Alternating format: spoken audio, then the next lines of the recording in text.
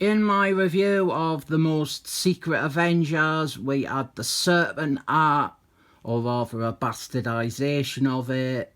And I noted that I am YouTube's leading authority on the 1989 crossover, SeaWorld Attacks. This is a story that I have looked at and it always seems to come up in my other reviews. So I thought, let's dig into another individual chapter of the story. This is Fantastic Force Annual 22. It's the final part of the crossover. In the other videos I have done, I've reviewed the omnibus, I've looked at some other parts of it. I always point out that the title is a misnomer. SeaWorld attacking isn't even the main plot, so I won't do that again. This is a story that is building on so much continuity and Marvel mythology, and it's all related to serpents and the evil serpent god and the serpent heart, and I fucking love it in a way. We're at the point where the Fantastic Force and the Avengers, all they have left to do is beat the scheming villains. The issue prior to this one, they actually beat the evil serpent god. Thor, Kazar, the Thing and Doctor Strange, they beat the evil serpent god. And I said in both my review of the omnibus and that issue that it was structurally a dumb move to have the big bad defeated in the penultimate part. There's some Simon Walterson art. But then after that we have got the final part where they've already beaten the evil serpent god and now they get to beat the baddies who brought the evil serpent god to Earth. I kind of like this story. I like it in passing or in concept. I respect a lot of it. I really admire what it was gunning for. But I didn't think it really managed to pull most of it off. I need to take my thinking goggles off and stop thinking of the crossover as a whole and what I like or could like about it, and just tackle this issue individually. This is by Roger Thomas and the art is by Rich Fulcher, though some of it, like Captain Marbles, the real one, Monica Rambeau, that is just flat out traced from the artwork of Sal Buscema. Very blatant, isn't it? And this opening with all the heroes and having them discuss the events or thinking about things. I like this. This is good. It gives us little glimpses into some of their feelings.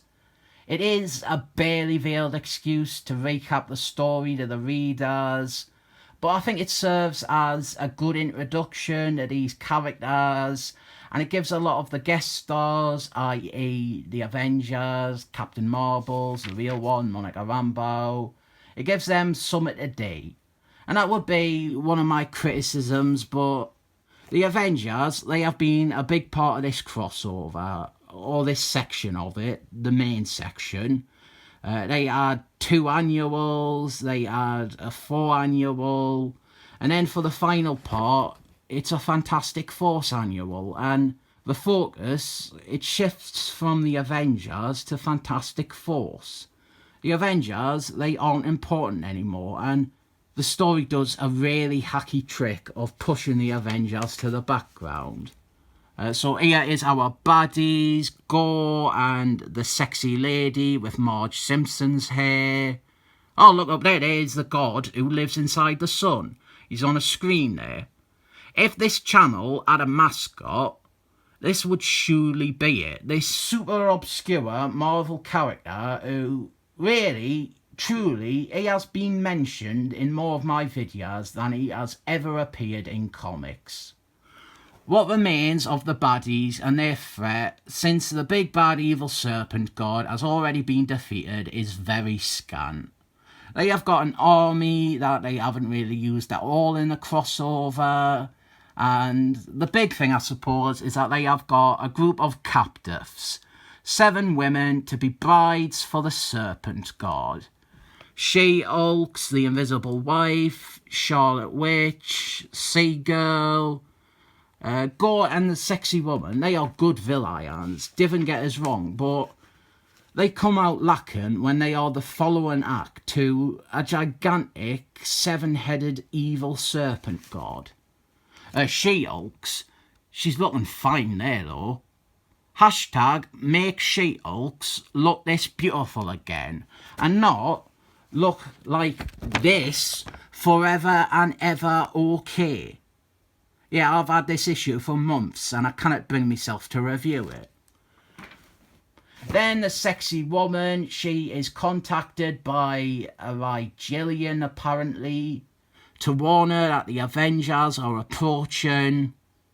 Like, this is definitely a Gillian. The Marvel Universe raced the Rigelians from 4 comics. I honestly think this is just there because Rich Fulcher couldn't find something else by Sal Buscema to trace. So now we have got the heroes, they arrive and they start fighting against the baddies' army.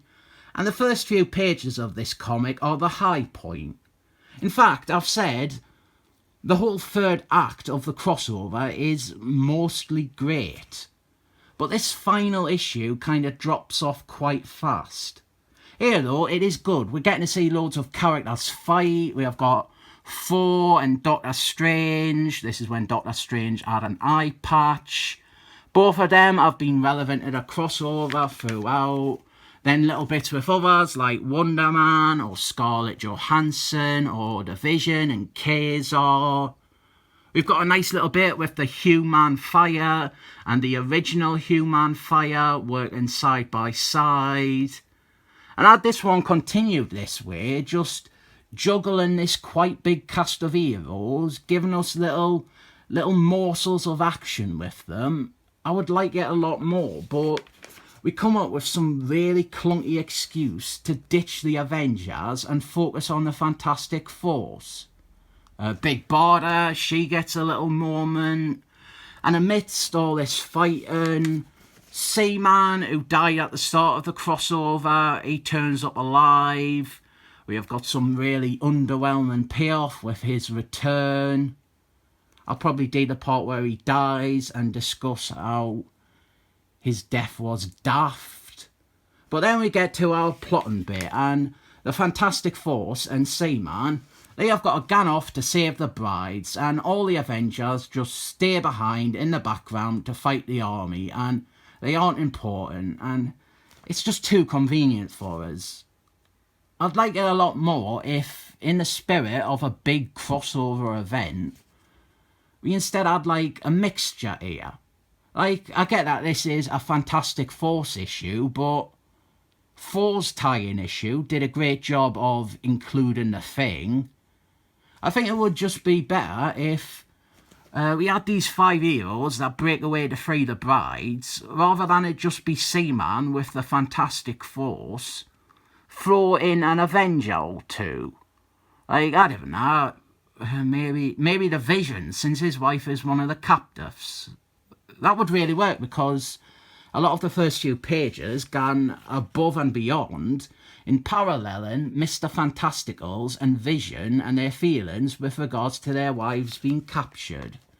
So they get to confront the sexy lady, and we do kind of just forget all about Gore. Gore is a much bigger threat than the sexy lady. We get a big fight between the heroes and the sexy lady, but the thing is, they are near the serpent act, so one by one, they start to fall under its influence, and they start attacking each other, unlike Captain America and the Smurf in that most secret Avengers comic. And Seaman, he gets to beat the sexy lady, which makes sense since she is his arch enemy. He also gets to free Seagirl. And now with the sexy lady defeated, let's focus on Gore. In another last minute swerve for this crossover, suddenly there is another player in the mix. There is a baddie who lives inside the serpent hat.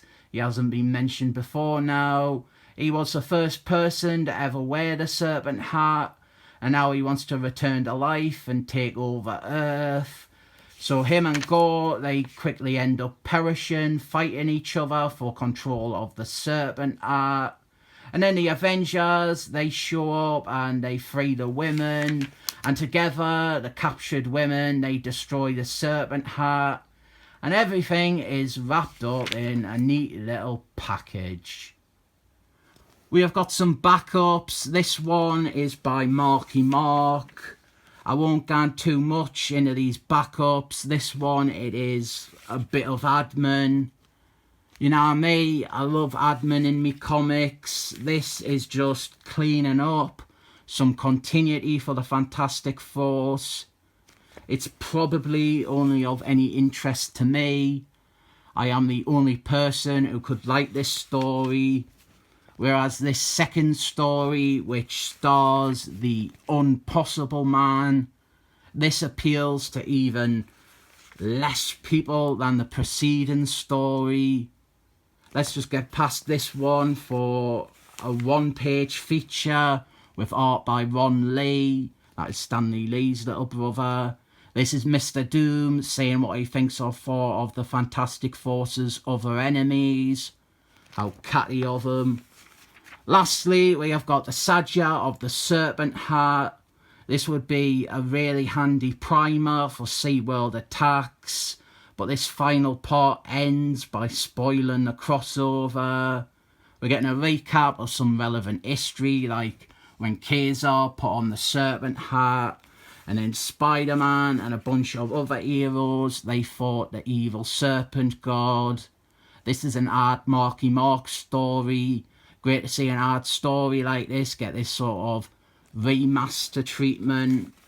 And then to make this all Saga of the Serpent Crown thing not serve a great purpose as a crash course on all the backstory that you need to know to even follow SeaWorld attacks.